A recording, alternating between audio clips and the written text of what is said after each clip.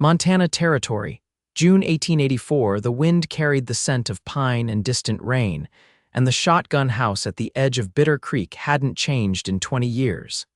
Elias Boone swung down from his saddle, boots hitting the dry earth with a thud. Dust rose around his spurs, and he tugged his hat lower against the sun. The porch looked smaller now, like everything from childhood did, but the rocking chair still creaked in the breeze. It was the same one they used to fight over, him and her, Della Vaughn. He stepped up onto the planks, wood groaning beneath his weight, and sat right there where they used to share apples and secrets, where she once kissed his cheek behind her daddy's back. He looked out at the land, the way cottonwoods lined the creek, the way the barn leaned ever so slightly west. It had been 10 years since he left, 10 years since Della stopped writing, 10 years since her mama passed and her daddy drank himself to death, but he was back now. Because he had heard she needed help. The door creaked open behind him. Elias. Her voice was low, uncertain. He stood slow, turned. Hey, Della. She looked the same and not at all. Her dark hair was tied back, streaked with dust. Her dress was simple, faded blue cotton. And in her arms, a little boy clung to her hip. Another child, a girl, peeked from behind her skirt, sucking her thumb. Della's eyes were tired. Why are you here? He stepped forward, gentle. Heard you were on your own. Heard Clay Mercer up in Red Elk tried to claim your land. That true? She shifted the boy on her hip and narrowed her eyes. What does that matter to you? Elias glanced at the children, then back to her. Because I know what this place means to you. And because you look like you could use someone on your side. The boy, maybe 5, watched him with sharp eyes that reminded Elias of Della's brother, gone too young in a flood. The girl was smaller, maybe 3. Both had dark hair and pale eyes. They're not mine, Della said, as if reading his thoughts. Abandoned, their ma left them on my porch last winter. I couldn't let them freeze. Elias exhaled slow. You raised them, trying to. He nodded once. Then I reckon they're yours. Della blinked, lashes fluttering like she hadn't expected kindness. She stepped aside without a word, and he followed her inside. The cabin was worn but clean. A kettle steamed on the stove. Toys carved from driftwood lay scattered on the floor. Elias set his hat on the hook by the door without asking. The boy climbed onto a stool, watching with a guarded look. The girl followed, tugging Della's skirt. Faye, Forrest, this is Elias. He's an old friend. Forrest narrowed his eyes. You got a gun, Elias chuckled. I do. But I only use it if I have to. Faye reached for a wooden doll on the table. Mama says guns are loud. That they are. Elias looked at Della. They call you Mama, she nodded. Took to it on their own. He let that sit. Then I can help fix the fence line, make sure Clay Mercer stays gone. You need someone with a strong back and a steady gun. I can manage, she said, a little too quick, maybe. But you don't have to. That night, after the children were asleep under quilts Della had patched 100 times, Elias sat on the porch, elbows on his knees, watching the stars blink into place. She joined him after a time, hands wrapped around a chipped mug. I did not ask for help, she said quietly. No, but I came anyway. She looked out over the land she had fought to keep. Why now? I was up in Helena when I heard Mercer was sniffing around here. Took a week to ride down. I ain't leaving until I know you're safe. Della sipped her tea. You left, Elias. You were gone 10 years. I know. You never wrote back. I thought you deserved more than a drifter with a quick draw and no land. She looked down at her hands. And now, he turned to her, voice steady. Now I see what matters. The porch creaked in the quiet. A coyote howled somewhere far off, and the wind stirred the cottonwoods. You have not changed much, she said. I changed where it counts. She looked at him for a long time, then leaned back against the post. Faye is afraid of storms. Forrest gets mad easy. They have been through a lot. I can be patient. You were never patient. I can learn. She smiled, then soft and small, but it lit something in his chest. Do you remember, she said, how we built that fort by the creek, with the old wagon canvas? He laughed. You made me pretend it was a castle. You kissed me there. You bit me after. You deserved it. He grinned. You still bite. She rolled her eyes, but did not move away. He looked out over the porch. I used to think about this place. Wondered if you were rocking out here alone. I was. Not anymore, she said nothing. But her hand brushed his on the railing, just a touch, and Elias Boone knew he was home, The next morning came soft and gray, clouds hanging low over the valley while a slow drizzle tapped the roof.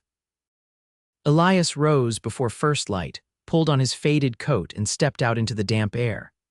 The barn door stuck like it always had, and he pressed his shoulder into it with a grunt, letting the scent of hay and horse sweat wash over him.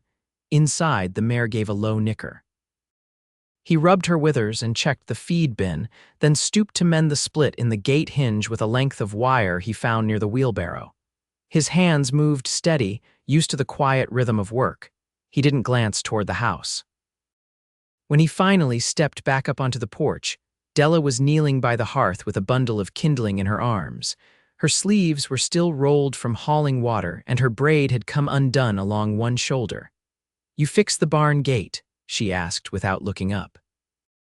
"Wasn't much to fix," he said. She turned then, brushing her hands on her skirt. "I meant to get to it last week. You've been getting to everything else."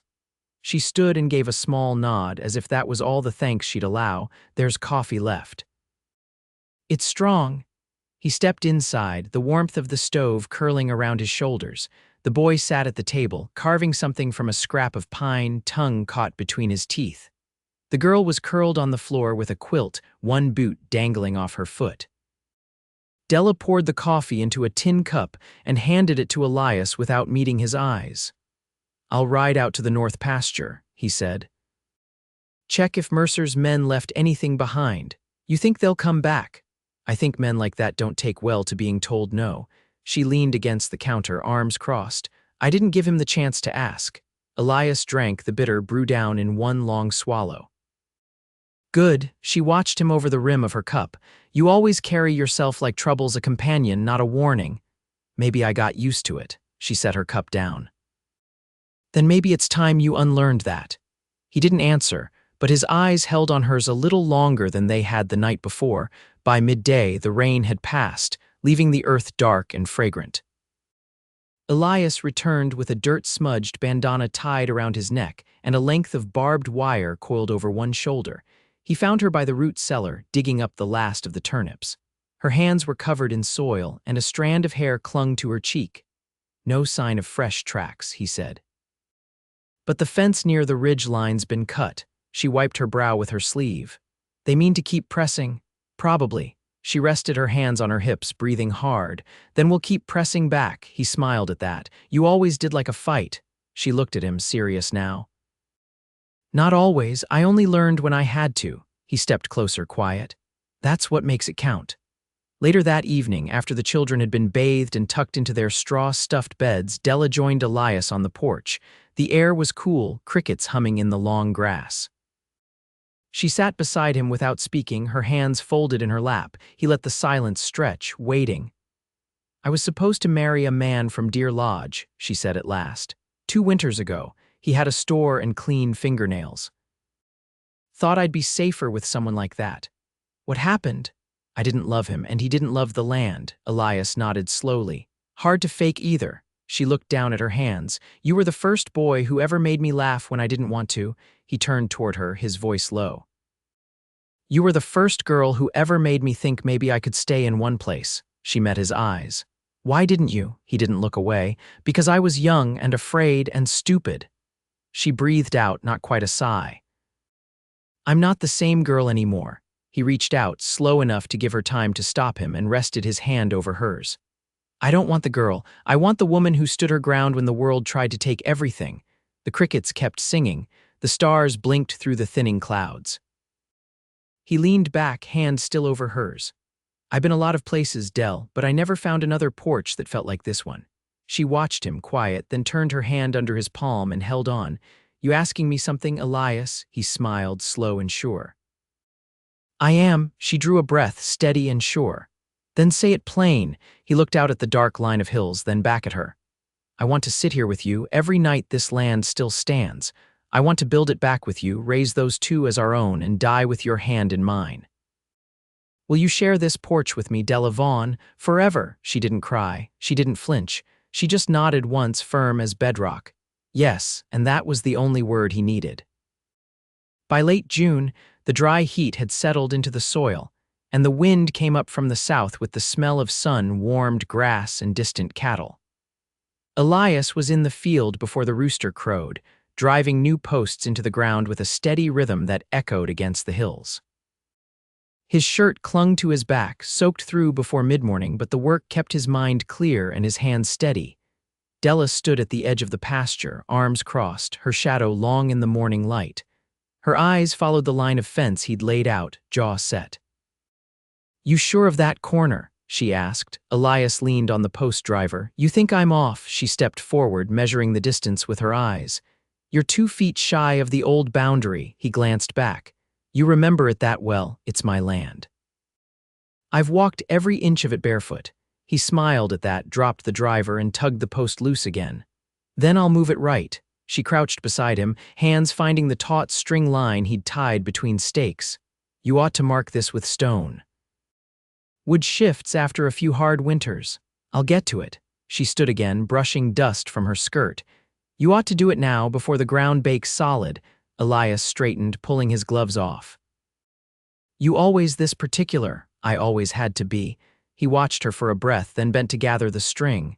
"You want to show me where you'd put it?" She nodded once and started walking. He followed, trailing her steps through the grass. A cottonmouth slithered off into a patch of wild rye as they passed, and she didn't flinch. By the time they reached the boundary where the land dipped toward the creek, she pointed to a flat stone tucked beneath a thistle bush. "There." He crouched beside it, ran his hand along the edge. "You ever think about selling this place, starting fresh somewhere else?" Her voice came quiet but sure. "No, not even once," she shook her head. "This land's got my mother's bones and my brother's blood in it. There's nowhere else I'd belong." Elias pressed the stone deeper into the earth, hands moving slow and deliberate. "Then I'll stay and make sure no one tries to take it from you again." She looked at him, her voice low. "You still run when things get hard?" "No." She waited another beat. "You sure?" He stood, brushed his hands off. "I've run enough for one lifetime. I came back because I was done with that." She didn't answer right away, just turned back toward the house. "Then come on. You can help me lift the water barrel." In the yard, Forrest was chasing the rooster with a stick, bare feet kicking up dust. Faye sat near the porch, turning over a tin cup filled with marbles she'd found in the shed. Della stepped onto the porch and called them in for supper. "What you find out there?" Forrest asked, tugging at Elias's belt loop as they walked in. "Your mama's got a better eye for fence lines than I do." Forrest nodded, satisfied. "She's better at most things." At the table, the children ate with the quiet seriousness of those who knew food didn't always come easy. Elias took his time, chewing slowly, watching the way Della cut the cornbread into perfect squares before passing them around. Afterward, as dusk turned the yard gold and soft, Della unbuckled the window shutters and let in the night breeze. Elias took the oil lamp down low and trimmed the wick. "You planning to stay in the bunkhouse?" she asked from behind him. "I figured." She hesitated, then said, "It leaks when it rains." "I've slept in worse." She leaned her hip against the table. "You don't have to pretend to be a stranger here." He looked at her then, fully. "You'd have me under your roof." She met his gaze steady. "The children trust you." "That means something." "I won't take more than what you offer." She stepped closer, voice even. "I'm saying I trust you too." That night, he slept in the corner room with the window cracked open to the breeze. The mattress was thin, the quilt worn, but the scent in the air was all pine and soap and the faintest trace of her. He woke before dawn to the sound of a child's footfall. Faye stood in the doorway, her blanket dragging behind her. "I had a bad dream," she whispered. Elias sat up, rubbing his eyes. "Come here, little one." She climbed into his lap without hesitation. "You won't let anything get us." "Not a thing," he said, smoothing her hair back. "Not while I'm here." She sighed, small and warm against his chest. "Mama says you're strong." He looked toward the hallway where Della's door was cracked just slightly. "She's the strong one." The next morning, as the rooster crowed and the sun pushed gold over the hills, Della found Elias already in the yard, a bundle of cedar posts slung across his shoulder. "You didn't sleep long," she said. "I slept enough." She handed him a strip of dried meat and a biscuit wrapped in cloth. "We'll need to ride into town tomorrow. Store credits nearly run dry." "I'll hitch the wagon." She hesitated. "You ever think about building something?" "Not just fixing what's broken." He looked at her, his voice quiet. I started thinking about that the day I asked to share this porch, she nodded, eyes steady. Then let's start with a new chicken coop, the old one's rotting through. He smiled, not a wide thing, just a quiet bend of the mouth. You draw up the plans, I'll build it your way. And she did. And he did. The road into Bitter Creek wound narrow and rutted through the hills, the wagon creaking under the weight of oats, 2 barrels, and a sack of seed potatoes tied off in back. Elias held the reins, the brim of his hat low against the sun, while Forrest sat beside him, legs too short to reach the floorboard but determined to keep watch like a sentry. Della rode behind them on the mule, Faye tucked against her back, arms looped around her waist. They reached town just past the noon bell, the storefronts casting long shadows across the packed dirt street. A few men tipped their hats as they passed, but most eyes turned quickly away.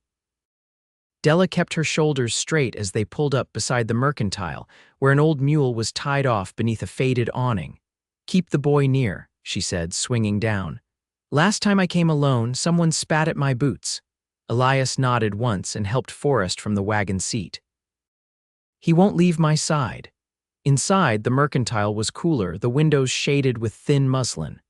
Shelves stood packed with tins and sacks, and the tall man behind the counter narrowed his eyes as Della stepped in. You paying in coin today? He asked. Credit, she said, voice flat. He scratched at his beard. You're past due. I know what I owe. Elias stepped forward, laying $2 silver on the counter. This cover it. The man weighed the coins, then nodded once. Della didn't speak until they were outside again, arms full of salt, flour, and calico thread. You didn't have to do that. I didn't like the way he looked at you. That's not your burden. He tied the goods beneath the wagon seat. Maybe not. But I'm not standing by while someone tries to make it yours. She didn't answer, but she didn't pull away when he brushed her hand as they passed the livery. They stayed long enough to trade the mule's old bit for a smoother one, and to let the children eat the dried apples Elias had brought from the cabin. Faye sat cross-legged under the wagon, humming tunelessly, while Forrest tried to count the horses that passed without losing track. You think Clay Mercer keeps men in town? Elias asked, low. Della's eyes flicked to the saloon. He's got cousins here, one of them's sheriff. You sure? I'm not guessing. He turned back to the wagon. We'll go the long way home. She glanced at the sky, gauging the light. We'll cut through the draw past the old stage line, quieter that way. It was nearly dusk when they came around the ridge and the cabin came into view again, its roof catching the last of the sun. The children were drowsy, their heads resting against sacks of feed. Elias helped them down gently, one arm around each as they stumbled toward the porch. Inside, Della lit the lamp and laid the calico on the table. She ran her fingers over the fabric, quiet. You ever think about what you'd be if you weren't here? Elias asked from the doorway. She didn't look up.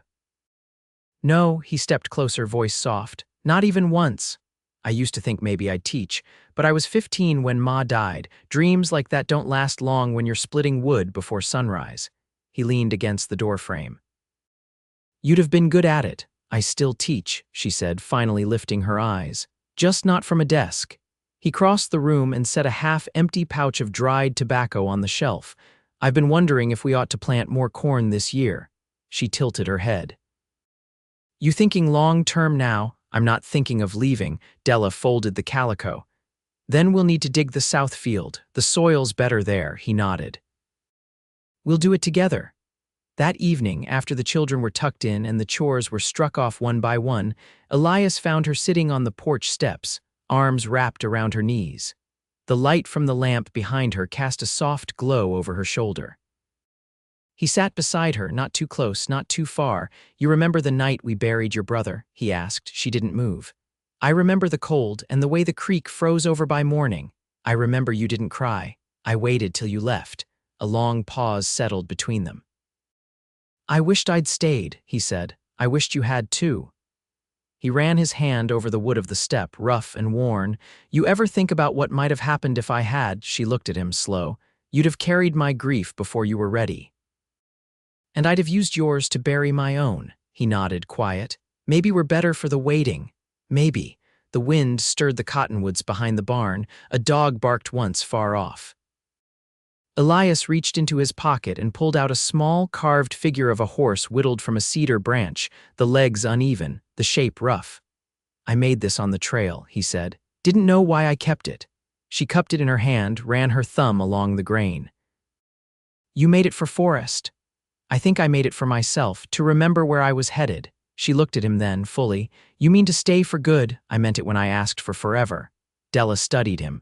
Her face was unreadable in the low light, but her voice was steady. "Then plant your roots deep." He reached for her hand, and this time she didn't hesitate. She laced her fingers with his and leaned her head against his shoulder, and for the first time in 10 years, the porch no longer felt like memory. It felt like home. The south field turned under their hands in late July, the soil dry but willing. Elias moved in long, steady passes with the plow, the mule tethered with a slack line and Della walking behind to break clumps with a curved hoe. Forrest and Fay picked rocks from the furrows and piled them neat along the fence. The work was heavy, but no one complained. When the light began to fade and the heat softened, Della sat back on her heels and wiped her brow with the hem of her apron. She watched Elias lift the plow upright, arms loose with the kind of ease that came from knowing the job was done right. "You ever think about building a root cellar closer to the house?" he asked. She nodded. "Downhill'd make it cooler." "I thought on it last year, but I couldn't dig it alone. I can start clearing ground tomorrow." She stood and dusted her skirt. "We'll want to line it with stone. I can show you where to pull some." He untied the mule and led it toward the barn.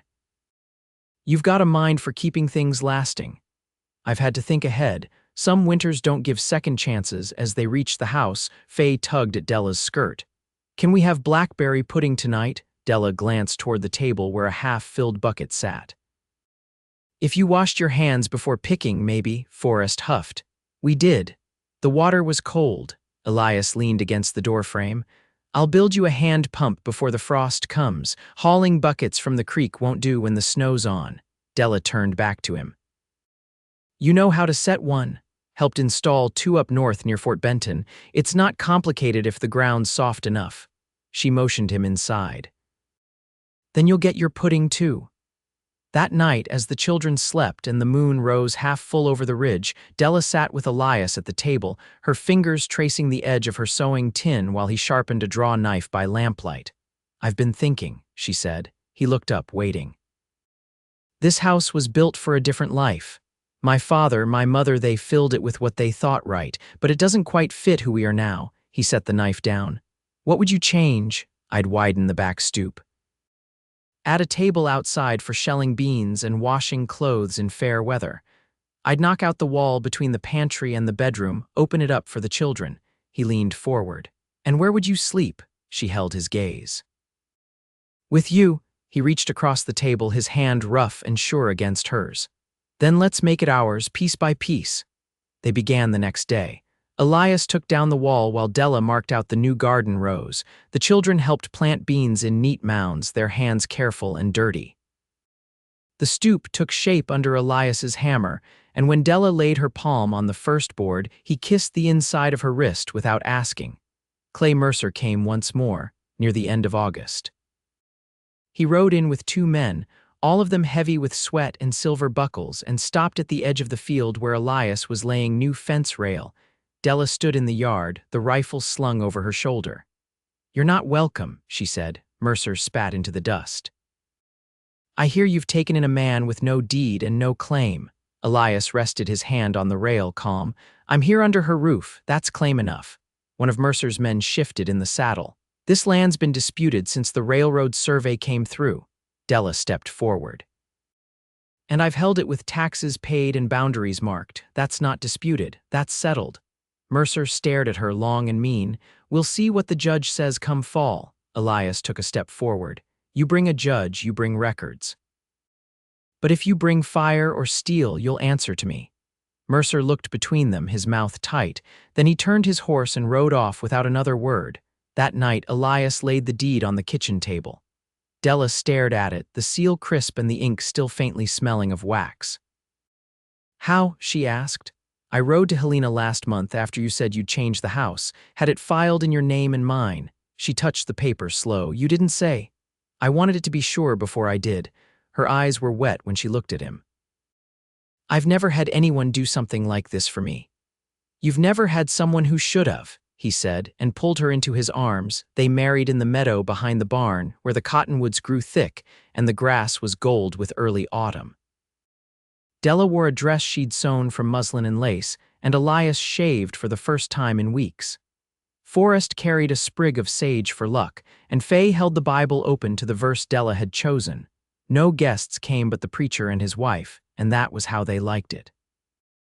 As the sun dipped low and the vows were spoken, Elias kissed her like he meant to never forget the taste of her. When the preacher left, they danced barefoot in the grass while the children clapped and laughed. That night, Elias carried her across the porch and into the house that was no longer just hers. It was theirs, from the stones in the root cellar to the rafters that held the quilts. Years passed. The garden grew in straight rows, and the pump by the kitchen door never ran dry. Elias built a smokehouse and a new barn, and Della taught Forrest his letters and Faye to sew straight seams. Come spring, they added a cradle near the hearth, and that child born with Della's eyes and Elias's quiet grew up never knowing a day without love.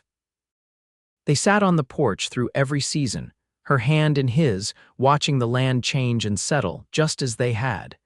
And for the rest of their long, steady days, they never once looked back.